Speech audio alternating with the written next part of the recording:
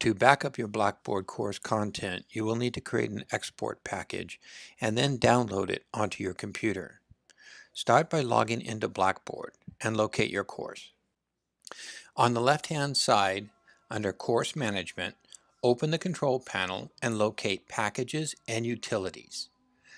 Then select Export Archive Course. Choose Export Package. Scroll down and locate Calculate Size. Check the size of your course. If it is over 1 gigabyte, you can still download the content, but will not be able to import it into Canvas. It must be under 1 gigabyte to import into Canvas. Select All and Submit.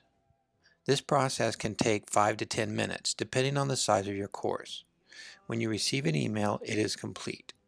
Click on the file to download it onto your computer.